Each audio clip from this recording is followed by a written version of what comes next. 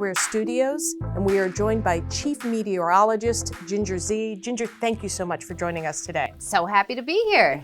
Tell us a little bit about how weather affects air traffic. Oh my gosh, I fly a lot for my job, and so I'm always thinking about this. And when I was in school for meteorology, I considered getting into aviation meteorology because obviously the atmosphere is impacting your flight a lot. The jet stream, you hear the pilot saying the jet stream doing this when you're talking about turbulence. All of those are impacted by what the atmosphere is doing. Mostly though, the air traffic controllers and the meteorologists that work for the airlines have their eye constantly on where the turbulence, where the thermals, where things are popping. It's like a bird. You know, the bird's the best meteorologist, by the way. They have to look at so many variables because that flight depends highly, your safety, your livelihood depends on what the atmosphere is doing. So they're using radar, they're using satellite. They have at every airport, there's something called an ASOS, an automated surface observing system, and that's where they're capturing all of the data. Calm, visibility 10, sky clear, below 12,000, temperature 260.20, altimeter 284.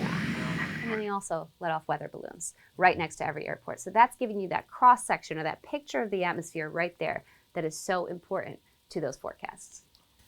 As travelers, what should we look for forecasts if we're going to travel?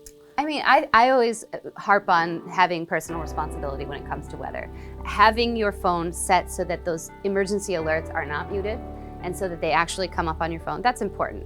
Now, the airline's gonna keep you safer from that type of thing. Right. But when it comes to planning your trips, I think, you know, there's only so much you can do because climatologically, it's not like I don't travel because, oh, it's winter in New York and we sometimes get nor'easters. But being aware of the timing of that storm, the other thing I notice is that airlines often start to react even earlier than possibly they could. I think just respecting that.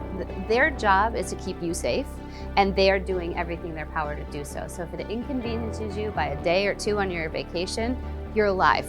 And remembering that is pretty important. Awesome. Well, thank you so much for talking with us today. Of course.